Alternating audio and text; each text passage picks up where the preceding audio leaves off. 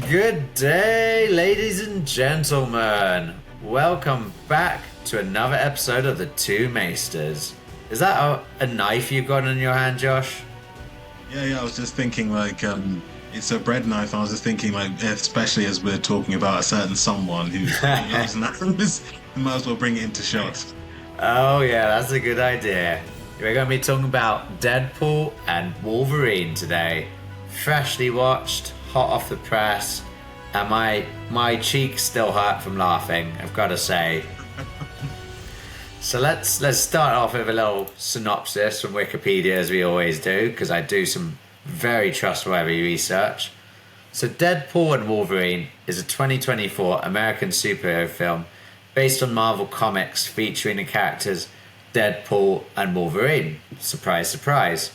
Produced by Marvel Studios, Maximum Effort and 21 Laps Entertainment, and distributed by Walt Disney Studios Motion Pictures, it is the 34th film of the Marvel Cinematic Universe and a sequel to Deadpool and Deadpool 2. The film was directed by Sean Levy from a screenplay he wrote with Ryan Reynolds, Rhett Reese, Paul Wernick, and Zeb Wells. What are your initial thoughts of Deadpool and Wolverine, Josh? Having recently watched it this week, I think it's the best film that Marvel's released in the last since Endgame. Because I think we also forget that Endgame came out in 2019, and we think no, Endgame probably came out like 2-3. No, it came out 5 years ago, and the films have just really been bombing on the Marvel side since then. Oh, yeah. It was like a really nice, fresh breath of fresh air for myself, and I think I really enjoyed the fact that it was R-rated, so you could actually feel the emotions. So it's not like, oh, I'm gonna say another word to kind of replace it, or like, oh, we're gonna cut away from this scene and then try and imply something. It was like, no, we're gonna actually show it to our heart's content. And like, we'll probably discuss this later. Like, the cameos were also brilliant as well. And also, the sad thing is that they wanted even more cameos, and I think if they did, I think part of me would be like, there would have been too many, but also it would have been lovely to see the characters they wanted to bring in. Yeah, I guess that's an issue with Marvel movies, is that there's so many superheroes and characters that it's getting a bit lost in bringing in loads of characters, and the more characters you have, the more character development is diluted. But yeah, I agree with you. It was a breath of fresh air. I had quite low expectations because, I mean, to be honest, the previous two Deadpool movies were really good, but I'm not a big superhero person, and like, I did find the two previous Deadpool movies very good and very funny, but I felt like, considering how Thor: Love and Thunder turned out, which was meant to be more of a comedy, I thought this Deadpool and Wolverine was going to absolutely suck eggs. But you know what? It was great. Let's run through the storyline quickly. So the movie starts off with, spoilers by the way, Deadpool picking out the skeleton, the adamantium or whatever that metal is, skeleton of Wolverine from a grave. He then gets confronted by the TVA, who he kills in a very hilarious scene. And he has some emotional connections. He's not with his partner anymore. I can't remember if that happened in Deadpool 2 or not. Him and his partner broke up. He's not in his best form. He's wearing an awful toupee, or as he's called it, a wig. And then eventually gets captured by the TVA again at his own party. He gets informed that basically Wolverine dying in his metaverse or his universe has basically set the sacred timeline, or the timeline in that universe, to unravel, because he was I forgot the word, some sort of like important part of the timeline. Anchor, that was it. So then he goes a bit rogue, Deadpool, and goes and checks all the variants of Wolverine out there using a TVA tempad. Eventually brings back alcoholic drunk Wolverine, that variant. And basically just got to save their timeline. That's pretty much a rough summary of what happens in the show. Is there anything I sort of missed out there, or anything you want to pick at? I think Funny enough, I completely forgot about um, his Wolverine's adamantium bones because I was like, Yeah. okay, so he's going to use his bones to fight. And I was like, oh yeah, they are a perfect weapon because literally they're the strongest. I think even adamantium's stronger than vibranium because No, vibranium's right. the strongest metal in the Marvel universe on the planet, but adamantium is from space and it's a space. I think it crashed from a Space meteorite, metal. and then they found the metal, and then they've been using it since then. And I think Deadpool's katanas are also made of adamantium as well, and so Right, is that like explains why Wolverine's he can skeleton and fight. his claws. Yeah, that explains why he can fight Wolverine then. Yeah, and that's also why like you see like the bones like tear people to shreds. Because then at first I was like, come on, like bones don't generally do that, and I was like, well, oh yeah, they are adamantium covered bones. Of course they're gonna hurt and kill and break bones and destroy in such a way. Yeah, and I And love I that think, fight scene in the beginning yeah, where Deadpool's using Wolverine's claws. It's comically, brutally violent in all the best ways. Especially when, like, was it he sticks up one of the TVA's asses and then gets the yes, other guy in the yeah, crotch, and then one of the TVA guys is like, "You're a monster." And dude, I'm not going to get yeah. started on this list, but I have a list of so many quotes from. I think most of them are what Deadpool says, but even out of context, they sound great. Um, the like first thing he says when he sees Wolverine's dead body is, "I'm not a man of science, but you seem incredibly passed away." They just get better and better. Honestly, I've picked up so many. What do you think of Wolverine? How he's presented in this adaptation? I think the cool thing was the fact that they did go show the other Wolverine. So like the one that was really short was like an homage to the comics that Wolverine in the comics is actually isn't very Oh, tall. really? But then because like Hugh Jackman is like 6 foot something, I think the fans of the films like, oh yeah, why is Wolverine short in like video games or comic books? But it's like no, he is that short. Hence why he's a Wolverine because Wolverines aren't that big as animals either. Yeah, And fair. so I think that was a cool homage. And you know the Logan who's sitting in a chair, in a rocking chair, and that shoots Deadpool. I Yeah. think that's an homage to a comic book about like Old Man Logan, where in that comic book, Jeffrey was telling me that the Hulk's kids, and you actually see the Hulk's kids in the She-Hulk TV series, but it was Right. an awful show, so we don't need to do an episode on that.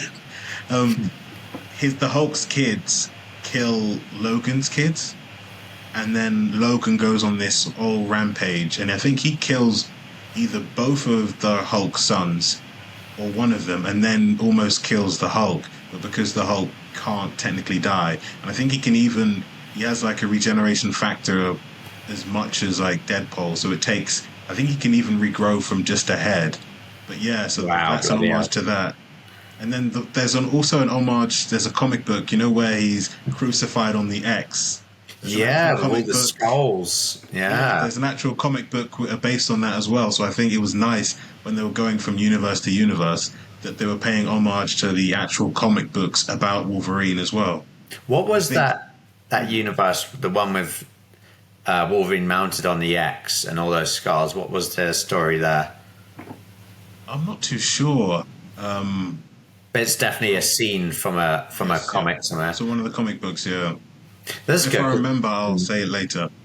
And I think getting the one thing that everyone knows about Wolverine is that he loves his alcohol. Like whether it's the one that we all know from the main line of the X-Men universe, or even if it's the ones in the comics or video games, he does love his alcohol. And I think the portrayal of Hugh Jackman was really well done because I think the main thing that we got from this Wolverine is that even in the despair, he's still an actual.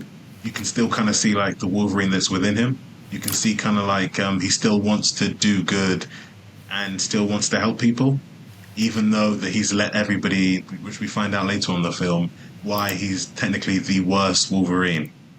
Yeah, just because he got drunk and let everyone die, essentially, which I thought was a bit simplistic. But I like you had a strong contrast here between Deadpool, who was ADHD crazy, firing out joke after joke, very camp, very inappropriate, also breaking the fourth wall a lot with some very on point comments that we'll get into shortly. And then you had Hugh Jackman as Wolverine, who great intensity to his acting and stuff. I think his lines could have been a little less fuck savvy, you know. He kept saying fucking fuck. Sometimes I find the more you know, some script writers really just want to put the F word in to try and make things seem gritty. Like if you've ever seen Spartacus, they do that, and it just kind of it gets a bit, it loses its like seriousness. And I saw Wolverine in this as a serious character. He barely makes a joke unless it's like a deadpan joke or something, like accusing, have you ever been tested for ADHD? Like he's not a joker like Deadpool.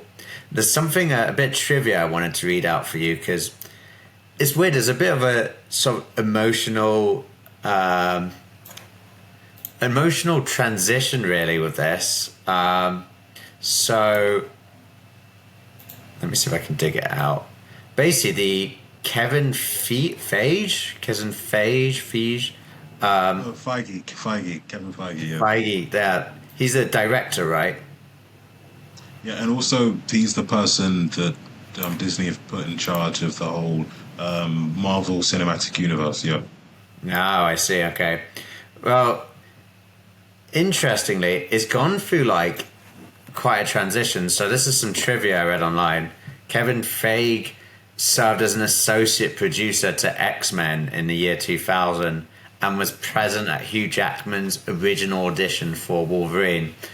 Feige said, for Jackman and for me, and I think for all the fans of Marvel, it's been it's unbelievable what has happened in 23 years. To have Hugh Jackman come back is incredible. For me personally, that is where I started.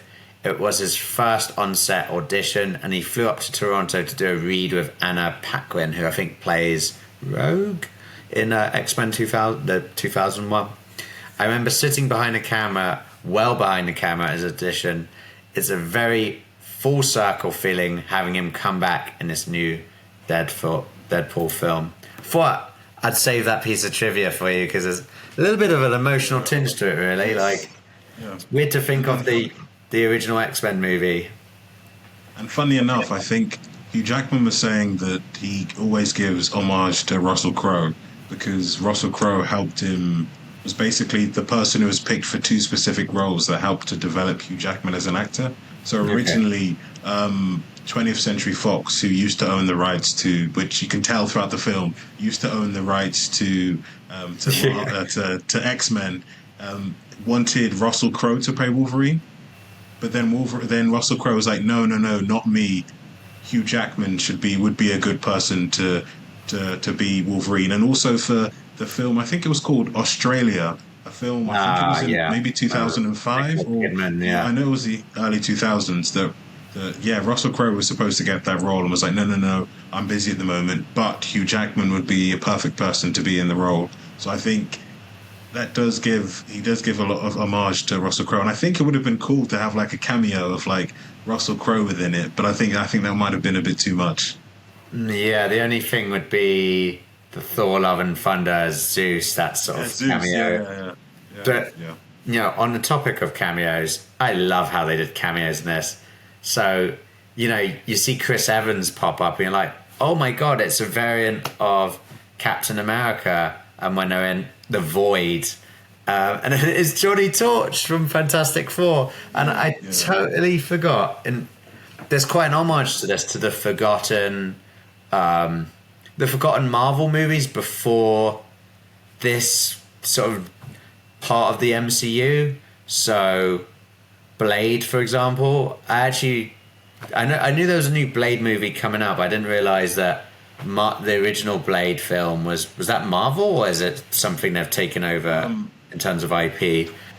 So it's something they've taken over. So I believe all the characters in this film were 20th Century Fox characters. So whether it was like Elektra, she was a 20th Century Fox film, which came with like Daredevil film with Ben Affleck. Yeah, I Blade, I remember. believe, was also 20th Century Fox as well. So now that they've got the rights and have bought the rights back from Fox, and also they've bought 20th Century Fox from the actual larger Fox company, now they have all the rights to all these characters, and I think that's why they've been able to then like show them off. And I think the funniest thing that was at the beginning where when Deadpool grabs the camera, was like, come here, come here, come here, and he's like, F you, Fox.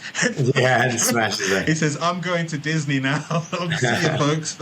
Oh mate, he had so many fact- comments like that. That I must consult the list I put together now. La la la la la la la la la. Oh, what was it? There's a really good one. Oh, I lost it, but it was something about the only R-rated movie on Disney or something. Oh, what was it? No, I didn't know it down, but it made me laugh so much. It was so bloody good. And you know, there's a lot of crossover from characters that were in other movies. So, for example, Ryan Reynolds was in Blade Trinity, the third Blade movie. Yes. Yes. So weird seeing him and Wesley Snipes in the same movie together again. There's even a piece of trivia that Wesley Snipes said he didn't appreciate Ryan Reynolds' sense of humor when they were on set for Blade Trinity, and also how he acted. But he said with doing this Deadpool and Wolverine, he says he finally has an appreciation for Ryan Reynolds in it. And can I just say, in all the Deadpool movies, including this one, Ryan Reynolds is perfectly at home. It's so easy to forget that he's playing Deadpool because he just fits the role so well. It's like a glove. He has this signature campness, this goofy humor, and this sort of ADHD-ness about him that I just love. I need to find some of his satirical quotes because there are some really good ones there. Like, one of them. Oh, go on. There you go. One of them was like, when Wolverine puts on his mask, he's like, oh, you're like Batman, but you can move your neck. Yeah, that was a good one. Shout out to DC Universe. Another one was when he meets drunk alcoholic Wolverine. He's like, let's go. And he's like, 1 second. He just sits there slowly glugging that entire bottle of whiskey. Yeah. And like Deadpool turns to the screen and says, it's okay. Audience are used to a long run time or longer run times. And to be honest, I thought the run time for this movie was a little bit long, but because he said that joke, I was okay with it in the end, Very self-aware, very self-effacing. And I think also, like, when he's talked, the amount of times he talked about, like, MCU isn't in a good space. Like, the fact that the other characters, I think it was Wolverine, potentially, who was like, yeah, like, especially the fact that he's been able to, like, go throughout the whole film and be like, and I think he even said in the film, if I'm remembering correctly, he was saying, yeah, that we've kind of, like, Marvel hasn't been the same since like, Endgame. And then, like, the fact that he's been able to then, like, say that throughout the film. And I think another one-liner that he said that was really funny was, like, when they... so, like, in the film, when the people working for... what's her name again? The main villain, so which we'll talk about later. When they arrived on, like, their vehicles... Cassandra? Yeah, Cassandra. When they arrived on, like, their vehicles, he's like, this is so Mad Max. And then he turns to, like, Hugh Jackman. He's like, this is right up your alley, isn't it? And then he's like, oh, but you need to be careful for copyright infringement. Yeah. Especially that Hugh Jackman's from Australia and, like, Mad Max is based there. So yeah, this exactly. is right up your alley. Oh, I know. So many, like, references to other movies, not just comic stuff. Like, take me to Furiosa, blah, blah, blah. And, like, that whole... even the actual, like... when they show up in the Void, they come across Johnny Torch, whatever his name is, and then Cassandra's henchmen show up. Obviously, like, it's such a reference to Mad Max, Fury Road, and Furiosa. Yes. And it made me think I need to watch Furiosa because I know it was a box office flop, but critics actually really liked it. So that's one to watch. I think another thing, seeing, like, Sabretooth in the film was kind of ruined for me because I was just looking at stuff online, and one of the things that people don't realize is that Sabretooth, the reason why he looks more animalistic than Wolverine is that he had a second mutation. Right. So that's why, and I think either I think he might have been brought on by like machinery. But have you watched like X-Men Origins of Wolverine? I have not. Oh, actually, yeah, where he's in Japan. Yep. Yeah, I did. No, it wasn't. No. That's the second film. So the first film was like his origin story, and like Levi Schreider plays Sabretooth. Yeah, he's very much like Wolverine. So basically, you can tell he's human. He's just got like full-on mutton chops, a bit sharp teeth, and like he can extend his nails. Yeah. But then with like what's his name? With Sabretooth in the later versions and also in the X-Men 2000 film, he's taken like a second mutation, why he looks more animalistic, so why he's considered a lot stronger and more like feral compared to Wolverine. But it's also funny the fact that Wolverine, it was like a huge standoff and then Wolverine just cuts his head off in a few seconds. That was great. I was like, oh, this is going to be the number one bad guy in it, and it just kills him like that. But then it turns out to be Cassandra, who I thought actually played a pretty good bad guy, villain or villainess in it. She was really good. I loved her whole back gang of references, because you even had actors who were in the original X-Men movies in the noughties playing these characters. So you had, what was the Red Devil that could teleport, but then also the guy who cast fire from his hand? They were actually the same actors. Yes. So you could see with the director's comments, like there's a weird nostalgia about it. And if you're a big fan of X-Men, which I'm not, to be honest, but I'm sure you are, there's a really cool nostalgia mixed in with all the humor, the satirical references. It was just fantastic. Really, really good. Flawless in that sense. And I think the cleverness of it is how they've now been able to now rope it with the larger MCU, and then also with the TVA can now rope it into like the whole season of Loki as well, and how Loki is roped into it. And even the fact that he actually announces and like, oh my days, when they mention like Eliath being like the he says like, isn't Loki that from Loki season episode. And the funny thing is, the cleverness of that is like, people will now be like, oh my days, I need to go to Loki season 1 episode 5 and watch that episode. And I think that is very smart on Marvel's and Disney's side, is like he keeps making these references so fans will be like, I might need to go and watch this, I might need to find out what this is about. That's a good way for them to use their existing IP, isn't it, or the movies they've got out there. I made loads of notes on that, because it literally says, what, you mean Eliath from Loki season 1 episode 4? And I was like, huh? Like, you're so specific. Yes, yeah. I don't know how I've managed to lose all the quotes. I had so many written down, and now they've gone to the into the ether, it seems. But there was a question I had for you of what sort of stage is this at? Is Loki trapped within his role at the TVA of like basically managing the timeline branches? Because it wasn't officially acknowledged, although, seeing what was the name of, so obviously the TVA character you see in this, he's like a rogue element within the TVA, and then a supervisor comes along who's, what was her character, I forgot the name of her character, but she had like a number and a designation.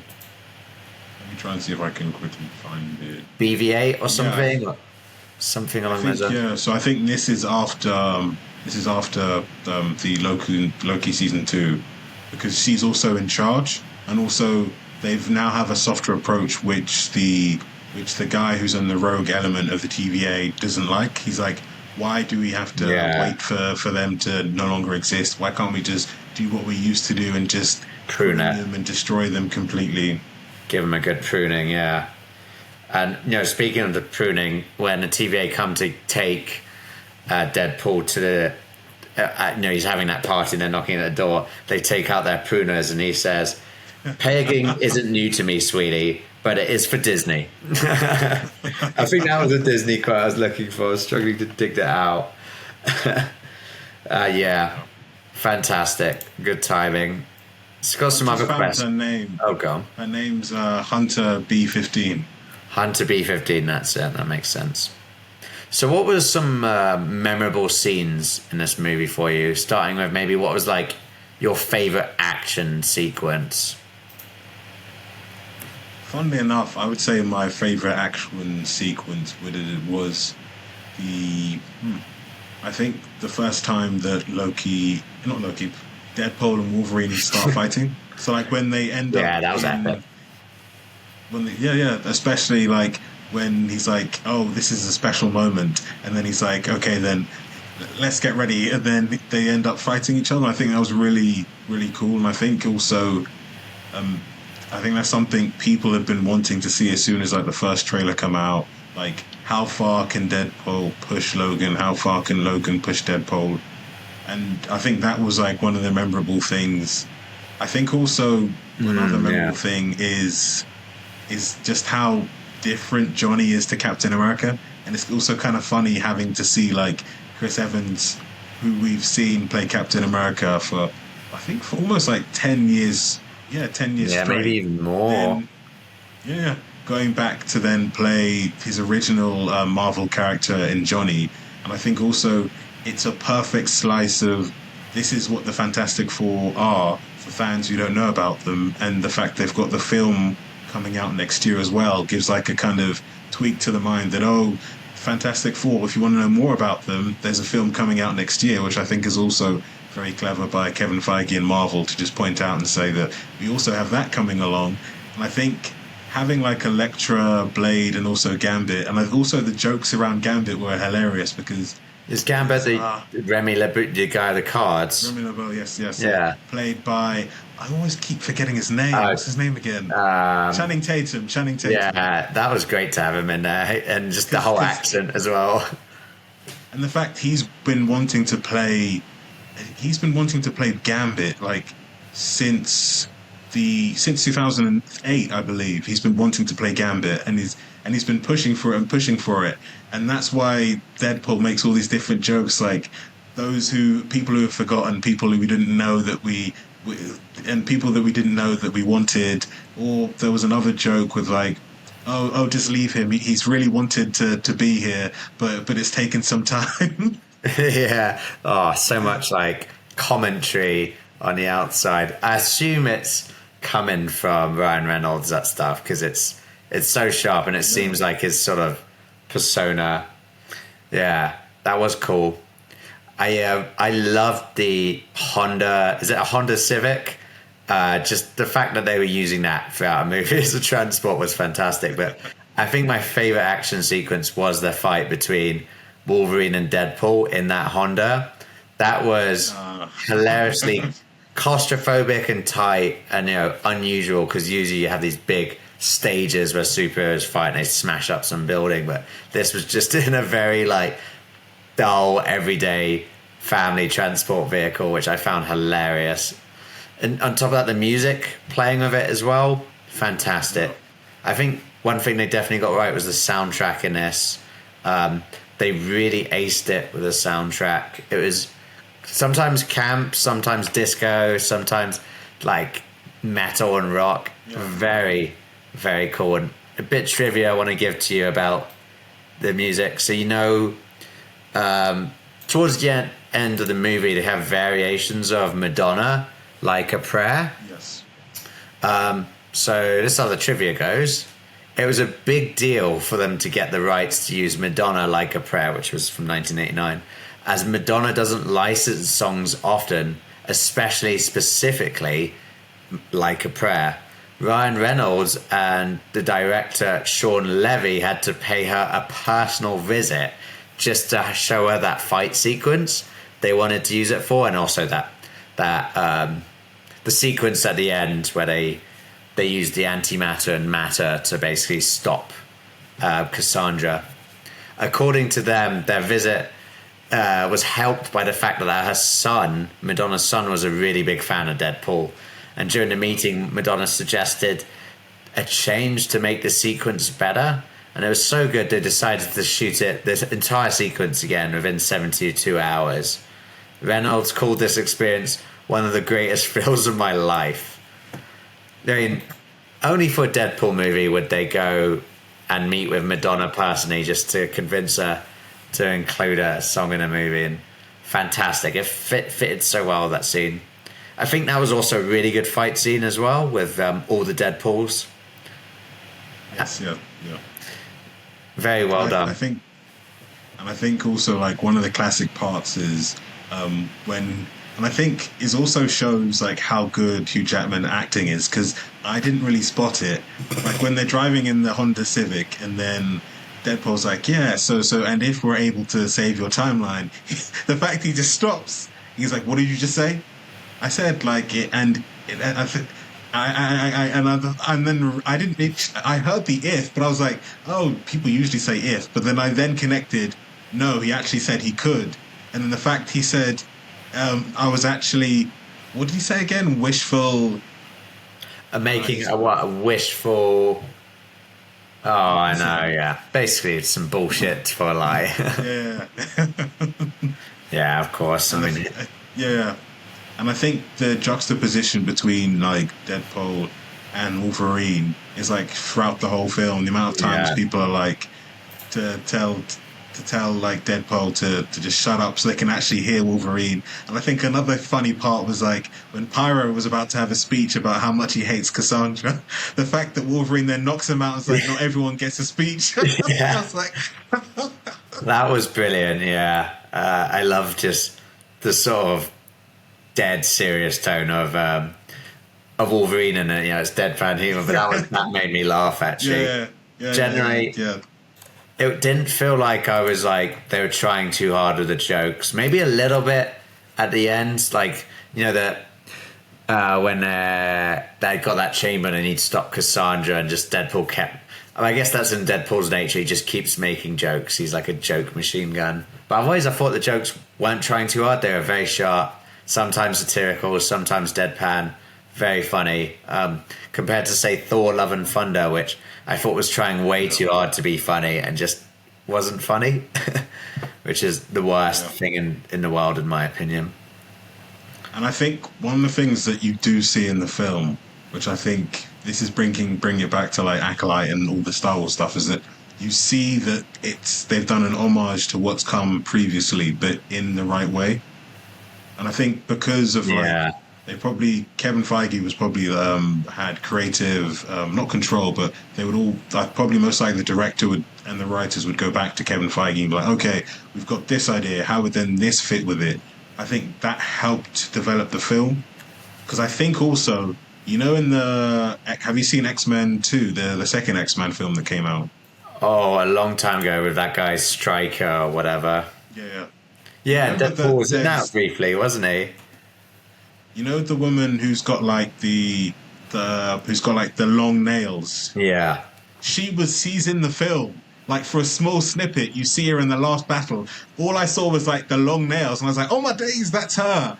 And I think stuff like that is really impactful. Even the mutant who's got like when what's it called again? X-22. The child that Logan saves, it's kind of like his daughter in the film Logan. She's about to throw the backpack, and the person's got like the whip and pulls her back. They've also been in like X-Men films as well, and I think the thing I really like about it is that they've not just picked the major characters we remember, they've also picked the minor characters we might have forgotten, but now we remember because it's like, oh my days, even though we've seen them for like 2-3 minutes, it does make sense for them to be there, and it also brings an homage like, oh yes, I remember that person.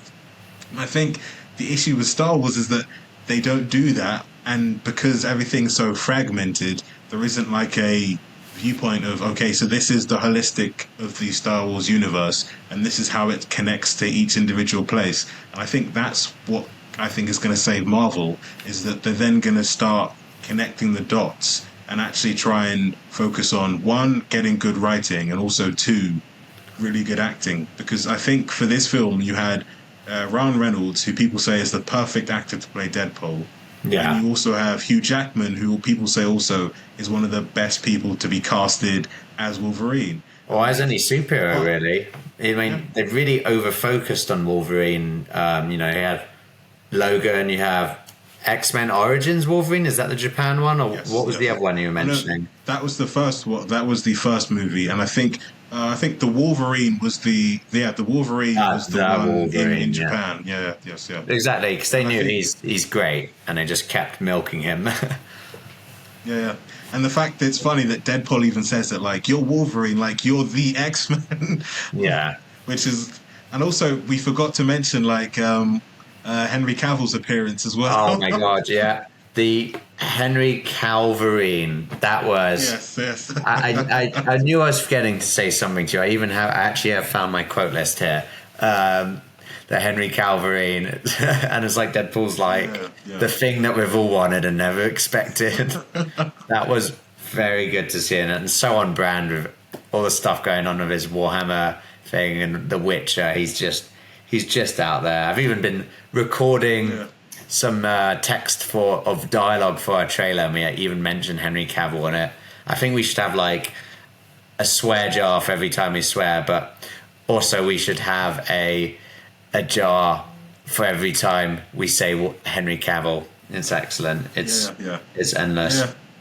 And I think it's a dig at Warner Brothers as well, because he was Superman, and the fact that now they've rebranded the whole rebranding the whole Warner Brothers and DC Cinematic Universe, that now Marvel's like, so this is the guy who you were going to base your whole DC universe on, and now he's in a Marvel film. And funny enough, some people are questioning that potentially people are asking, should he play the Superman parody that's in Marvel called Hyperion? So there's an actual Superman parody in Marvel where it follows the same exact storyline, but it's as if Superman's completely arrogant and is a bit of a douche, kind of like Homelander, but instead of like, Homelander seems more petty, but this Hyperion is like, I'm a god to all these individuals. He's just arrogant. Therefore, I can do whatever I want to do, and you should all worship me. And I think they could do that, and that would be the biggest slap in DC's face. Like, if they could get Henry Cavill to play that character, a parody of the character he played for DC would be amazing. Yeah, I think so too. But have to be in a Deadpool movie. I think it'd be really hard. Unless this is like a new stage for Marvel movies where they go to complete comedy, because there was a transition. They sort of trialed it at Thor Ragnarok, and that actually works really well. But then it didn't work so well with Thor Love and Thunder. And, you know, the sort of Marvel fatigue situation. I felt like there was a lot of awareness of that with Deadpool and Wolverine.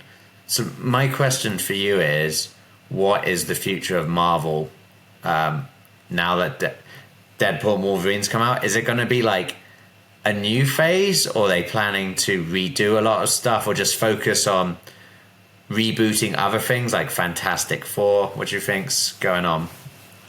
I think, funny enough, I think what happened to Marvel actually was a good thing, because then if the films had been successful, they would have then just rested on their laurels and been like, oh well, we're still bringing in billions per film to then, so we don't really have to change that much. But I think the nice thing that it's done is basically show that, one, we can have an R-rated Disney movie that can make $1 billion, because for those who don't know, Deadpool has made $1 billion, and I think if it continues at this pace, it'll be the highest grossing R-rated film. And I've forgotten, there's a film that's currently, it used to be like in America, actually no, the highest grossing X-rated film, funny enough, was The Passion of the Christ, because of like how much gore they show in the film.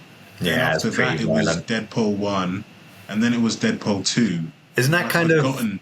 Don't you think that's kind of funny that, you know, The Passion of the Christ is in there with all the Deadpool movies just so randomly? Yeah. Then it makes sense, because like Deadpool says in this movie, he's Marvel Jesus. So I'm seeing the connection now.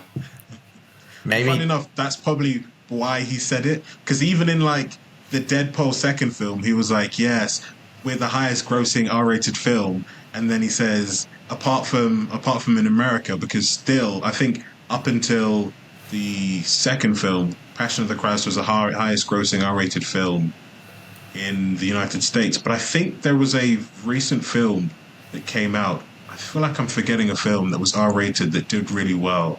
So what is an R-rated film? Is that beyond 18 plus? What does that mean? Yes, yeah. R-rated basically means the highest classification. Right, so it's ultra violence, lots of swearing, probably sex beyond anything. But I guess, there's a lot of violence in this. Yeah, actually, there's loads of violence in this movie. Like, what was the good Deadpool called? Was it? Nice Paul. Yeah, Nice Paul. Just the way he dies is so gruesome. His head explodes and just getting shot so much.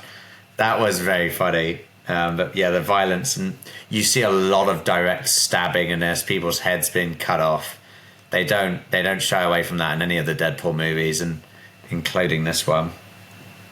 And also, I think the language as well, like talking about pegging. The Joker. That's it. So I just remembered. So the highest, so in order, so it was the Passion of the Christ, Deadpool 1, Deadpool 2. Then the Joker was the highest grossing R-rated film. Yeah, the Joker. That was R-rated? Jaquan Phoenix. Yeah.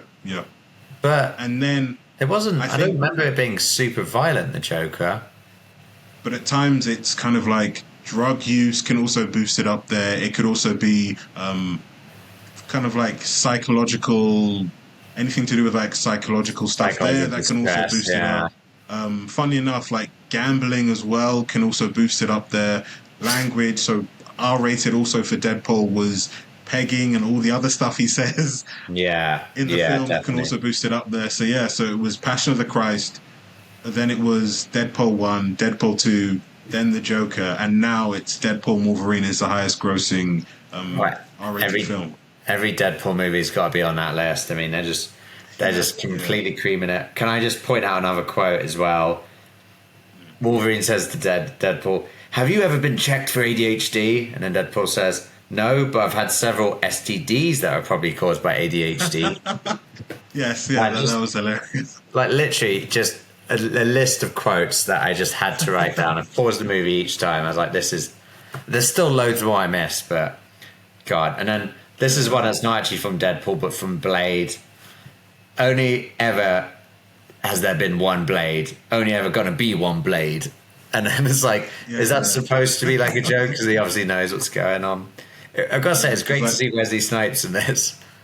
Yeah, and like there's kind of like issues with like Mahershala Ali and Disney for the next Blade film. So it's what was that about? As well. I think the main issue is that they've had constantly new directors, new writers, and I think the film was also affected by the writer's strike. So they've constantly had to like get new, kind of like redo the script for all the different times. And I think he was kind of like, when are you going to get on with this? So I think he's kind of like upset, but I think they're trying to get him back on board.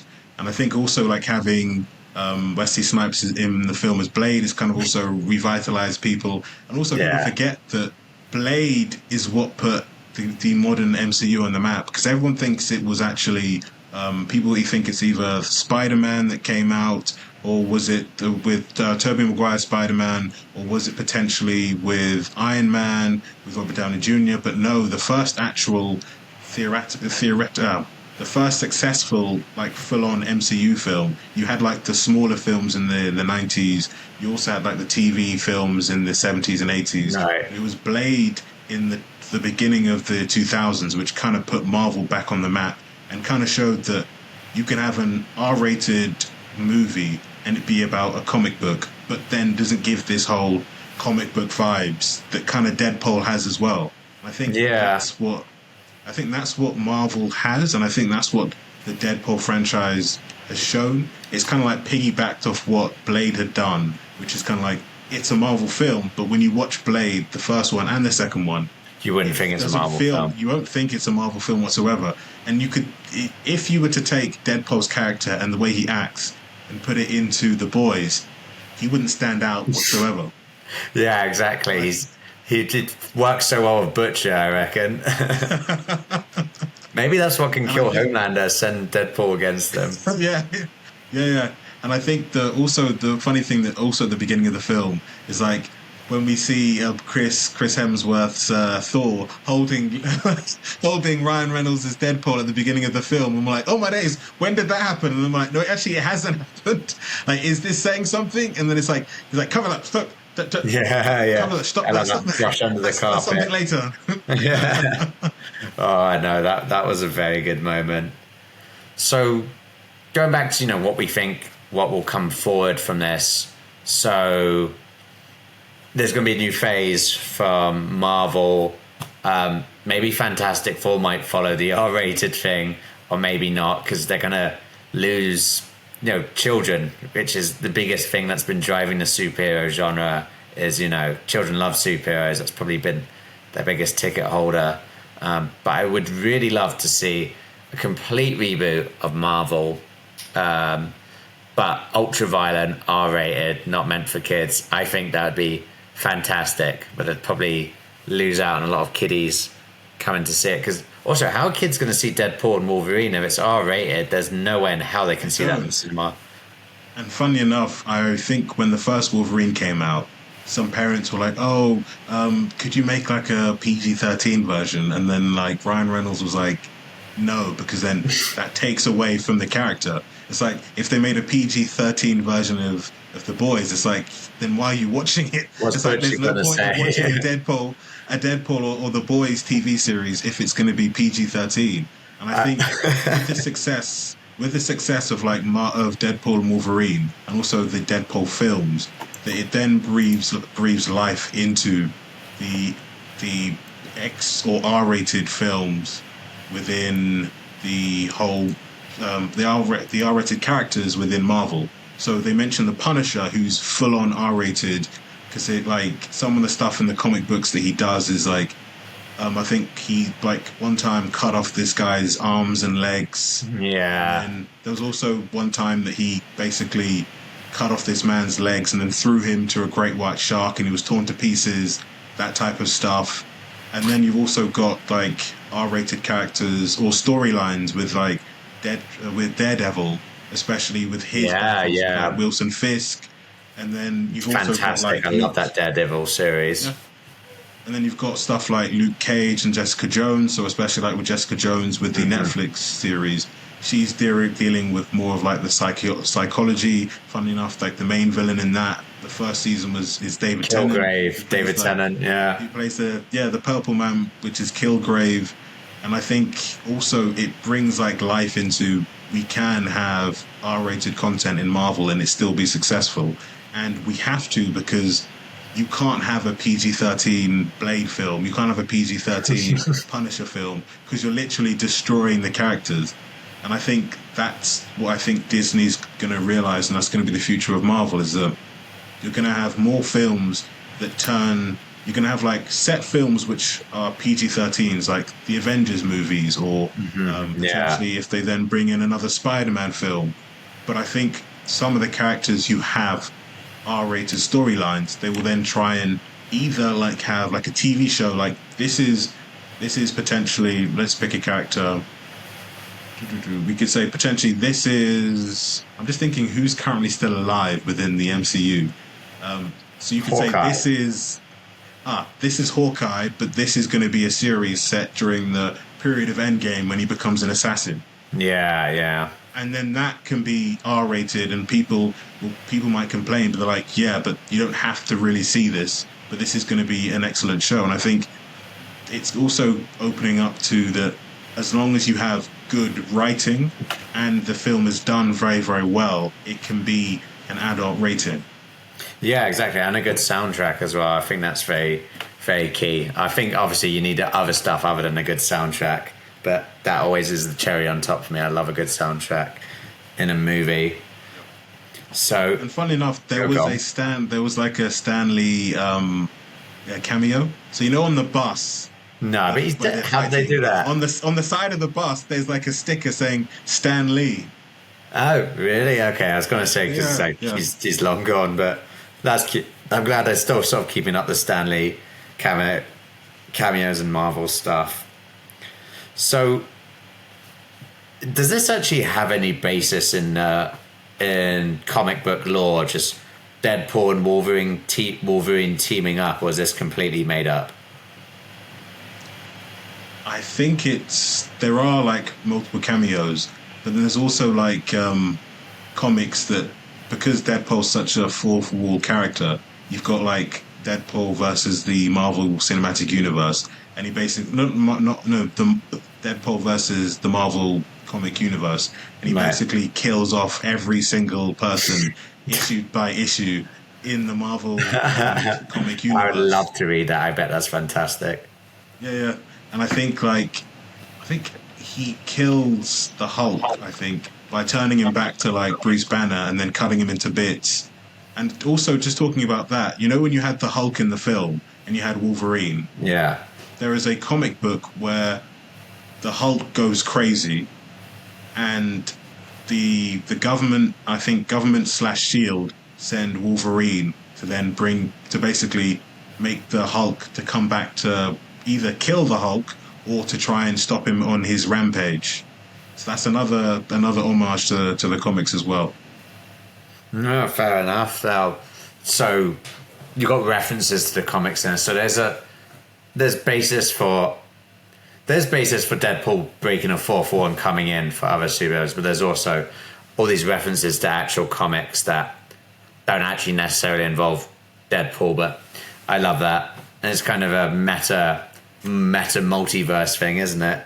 And that kind of explains why Deadpool can go to all these different universes, because he's got access to the TVA. Assuming even after this movie, he can still travel through time and see all these variants. So that's very cool.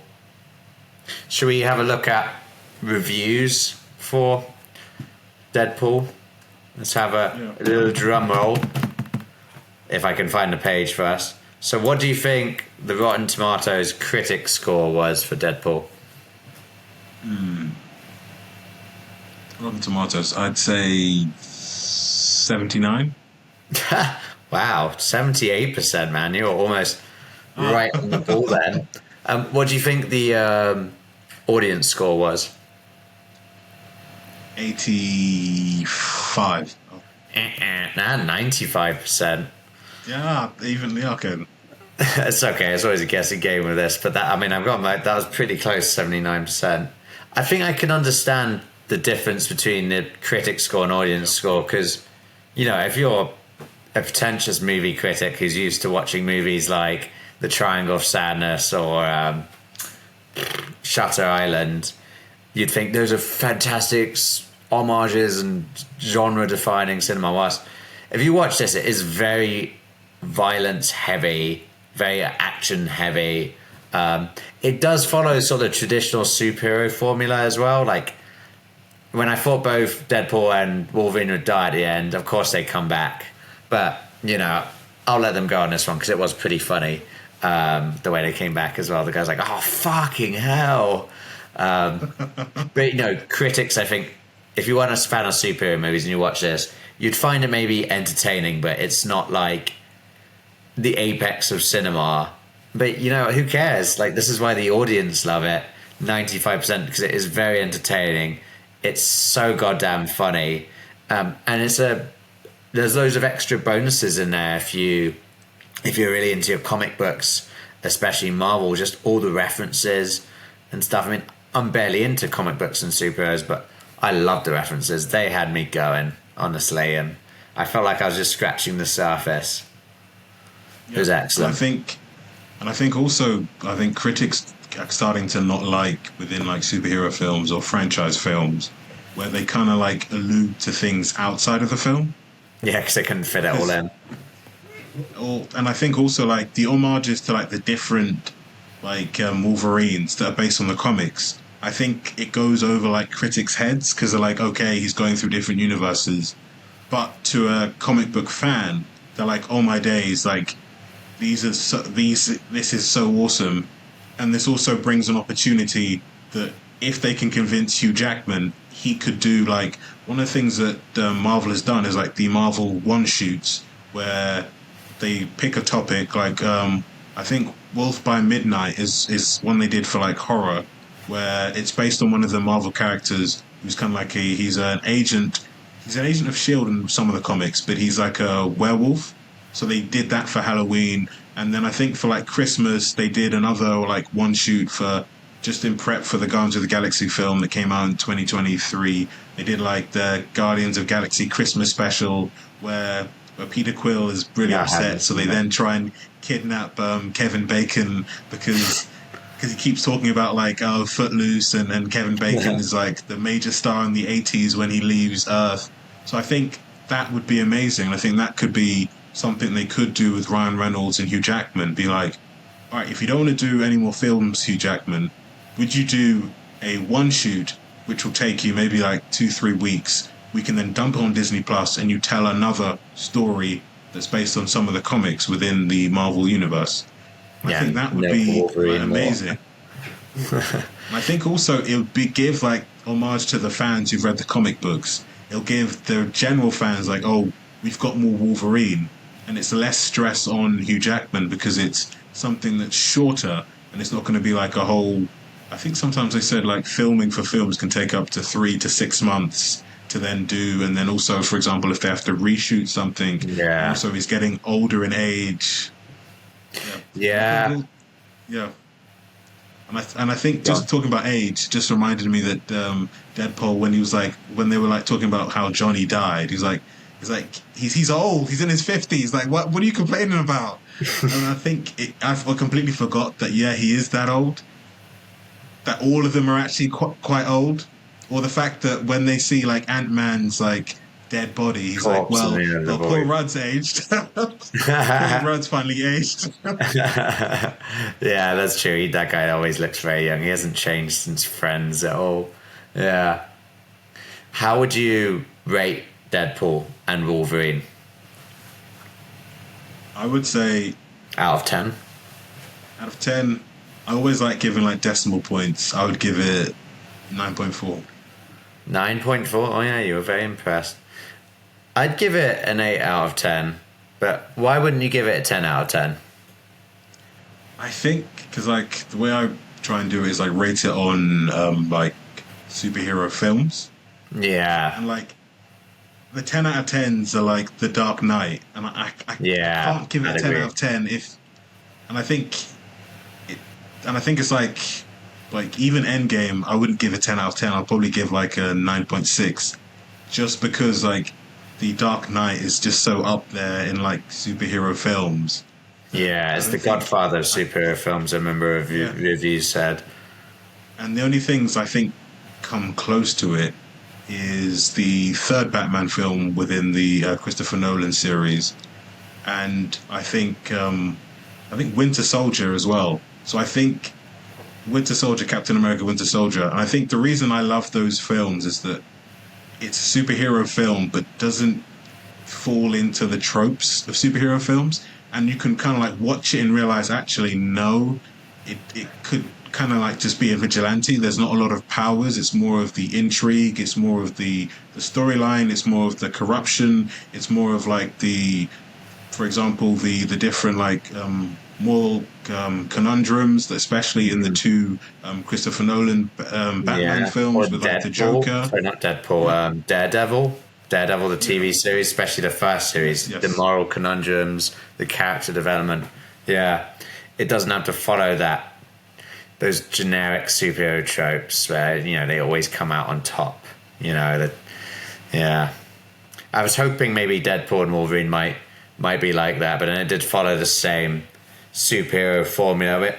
But because it was so funny, I kind of let it off. I'd definitely watch another Deadpool movie, and I realized I've only seen Deadpool 2 just once, so I need to rewatch that. Whilst the first Deadpool, I think I've seen twice, but I want to rewatch them because frankly this was excellent. It was inspiring.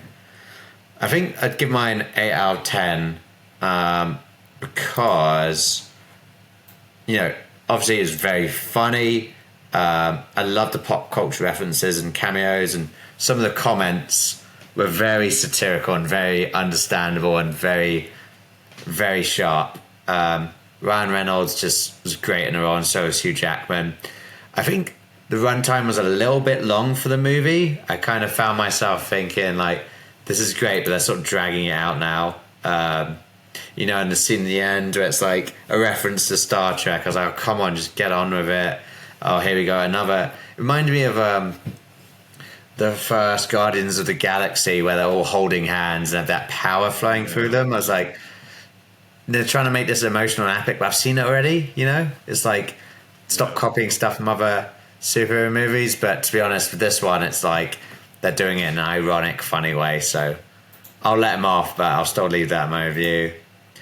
So yeah, 8 out of 10. For someone who's not the craziest fan of superhero movies, unless it's The Dark Knight, I prefer to love like the more serious ones, rather than these comical ones. I thought it was good. I'd definitely watch it again. I don't know if I'd show other people who really hate superhero movies it, but I think it'd be a good entry, a gateway drug into the superhero genre. Yeah. And I also just remembered, when they're in the car driving towards the Resistance, so Elektra, Gambit, and Blade, the fact that you've got Deadpool going like this, like Spider-Man, and like and he's doing it, and then you're like, is he going to say Spider-Man, or is he just going to continue to do it and then keep quiet? And the fact that that Wolverine just says, stop doing that, just stop it. And the fact that he makes no reference to it whatsoever. Yeah. He doesn't need to, It's like sort of a smugness. You know exactly what Deadpool's doing. He has your like attention in the grips of his hands. He steals every scene. Yeah, it was fantastic. Okay, go on. Oh, yeah. I was just going to say, like, continuing on about like the future of Marvel. They've also announced that Robert Downey Jr. is coming back to play Doctor Doom. The Doctor Doom is now going to be like the main villain for the Marvel universe, and the only film I know, you also have like the next Captain America film where the Falcon has now become Captain America, and he's coming up against the President, who's being played by Harrison Ford, who is the Red Hulk, who is General Ross, who really hates the Hulk, but then is able to develop his own Hulk. And funny enough, he's coherent, like unlike the Hulk in his early days where he's basically the split personality, the Dr. Jekyll and Mr. Hyde. General Ross, when he's the Red Hulk, has full like cognitive abilities, and also the fact that I believe General Ross is the Hulk's girlfriend and some comics' wife's father, which also makes it a lot weirder as well. Yeah, that really does look good. In-laws, man. In-laws. They also got the guy who plays Stan Edgar in The Boys. He's in the film as well. And he plays like this assassin.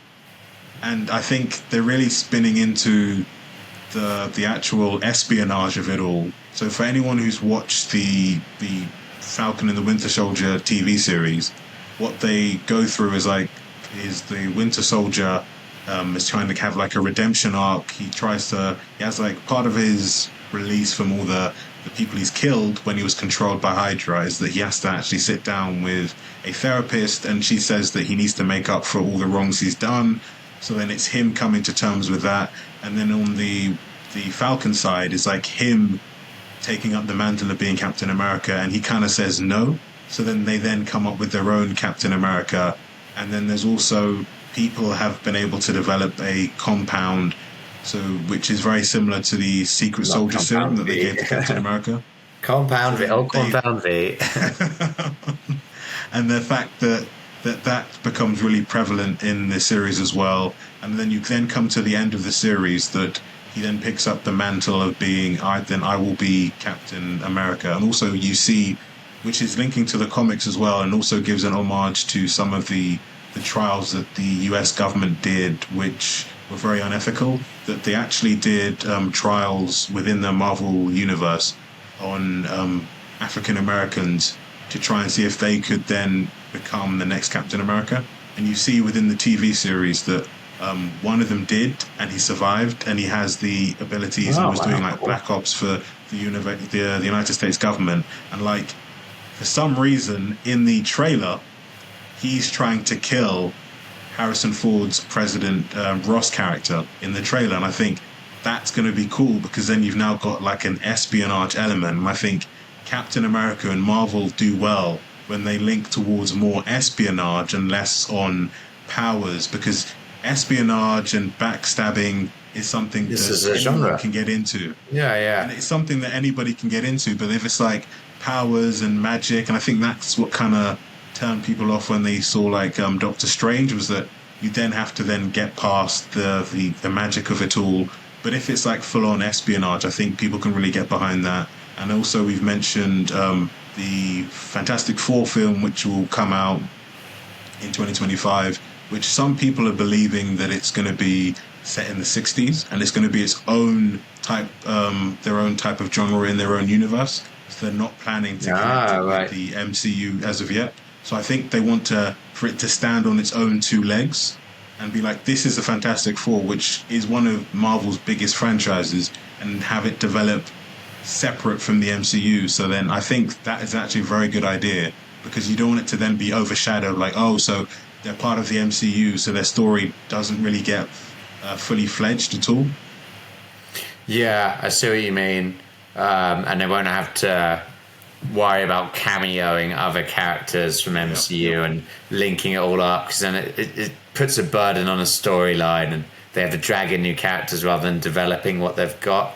Yes. So, yeah, I'd look forward to that, but I'm going to have bated breath. I feel like they've really done and dusted the superhero formula, but I do really agree with your point. When they blend it into other genres, things work out. Even other adaptations outside of MCU, so Star Wars, so like example, The Mandalorian, they leaned heavily on sort of the Western dynamic at some points, so that worked really well for a bit, and then the third series was a bit crap, to be honest. And then also Endor as well with the Star Wars Andor. universe. Yeah, the heist element, and then Andor, yeah, sort of Andor, rebellion yeah. story. Yeah, that's where these overused formulas from movies are doing well when they start to blend it with other genres. I think that's how they can recover things in a certain way. So yeah, very much looking forward to that. Anything else you want to say about Deadpool and Wolverine? I would say that one of the things that it's done is it's opened the future of like Hugh Jackman within the MCU, and also Deadpool within the MCU. Want to do more Wolverine? 'Cause he I did think say he people wanted to be like- done with it, didn't he? But I think it's kind of like similar to, I've forgotten which character it was, that so an actor said they didn't want to play a role anymore, but then they did one more film, and they're like, oh, Chris Hemsworth. Chris Hemsworth was thinking he's not going to do any more Thors, but when he actually enjoyed doing the third film, Thor Ragnarok, that was like, you know what, I actually Love and Thunder. enjoy playing this character. I'm going to now go into and do the films, the two Thor films, the Thor film, and also the two Avengers films as well. I love that when actors who haven't been in a superhero movie yet say they'll never lower themselves to being in a superhero movie. Like Christian Bale said it, and he was the God Butcher in Love and Thunder. I can't remember who else, but it's almost like road call. Eventually, you're going to see every actor in a MCU superhero movie. It's just like road call, and no matter how much they say they won't do it, money talks, and they'll do it. And also, I think to the point about Madonna, I think their children also play a key factor in it as well. Like, as you get older, if your kids are like, "Oh, mom, dad, you need to be in this film. This film's amazing. I really love this character," they might change their tune. And I think for some actors, like, they're getting older, and I think one thing that with like Marvel films can help with is that, you know, at times it feels like those who are of an age, especially female actors who reach a specific age, they then find it harder to then get roles in traditional films, that they still can have an avenue within like Marvel and DC, and also just the sci-fi fantasy genre as a whole. And I think also they're realizing that, I think currently now the biggest genre in cinema is sci-fi. I think it is, because like, you've got like the Joker film, which was over $1 billion. You could then say the whole Jurassic, even though like the Jurassic World films, the first Jurassic World was pretty good. The other two after it weren't that good, but they still grossed over $1 billion. Yeah, they kept You've got digging and Avatar, digging, milking it. Avatar that's and Avatar's gone over $2 billion. You've got now the second Warhammer. Joker film that's got But Warhammer. are you saying Joker's science fiction?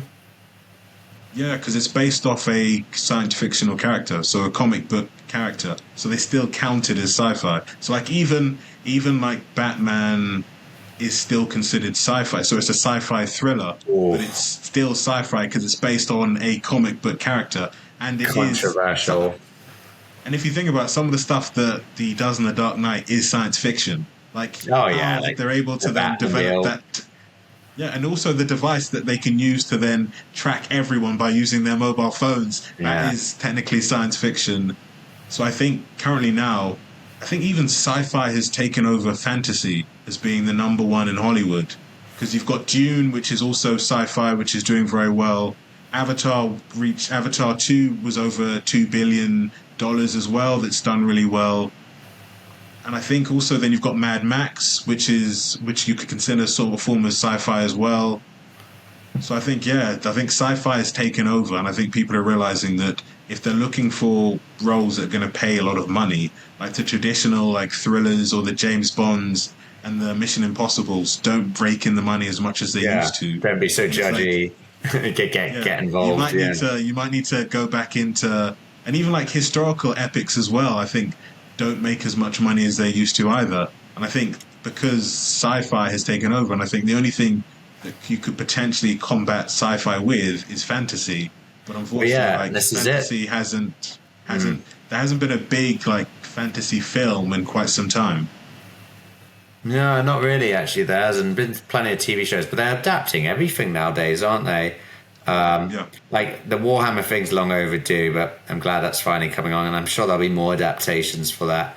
But they've done The Expanse, they've done John Carter, they're really fleshing out Star Wars, obviously. Wheels of Time as well. They've done Wheels of Time on Amazon. The Dungeons and Dragons as well. Three Body Problem, Dungeons and Dragons, everything. No stone will be left unturned. Like everything's being. Dune as well. I mean, Dune had been done in the past, but nothing will be untouched. I really hope I know it's kind of happened already, but Terry Pratchett novels, I love them. Yes, I really hope. I've heard that they are looking to do that. Yes. Yeah, they did. Sky was doing it back in the day, and they made some good adaptations. But it'd be nice to see it on the big screen in cinemas, or in like a nice long budget TV show. Well, one to potentially look out for is that the director for the Barbie film has now landed a new gig with Netflix for the Chronicles of Narnia. So the whole series, because Netflix bought the rights to the whole book series. So the issue that's always been with the Chronicles of Narnia is that when Disney did The Lion, the Witch and the Wardrobe and then Prince Caspian, they only had the rights to the two first books. Mm-hmm. And then Fox then did the third film, and they only had the right to one of the books. So it's the first time an entity has the rights to the whole Chronicles of Narnia. And I think the main issue that they're having is that, one, it's a beloved franchise, and it's one of the biggest beloved fantasy franchises in the world. So they can't afford to do it wrong, because if they do it wrong, the blowback will be immense. And I think, two, is it a film, or do we do it as a TV show? Or do we say some books will be TV shows, some books will be films? And I think the main issue for the third film that Fox did was that it really would have done better as a TV show.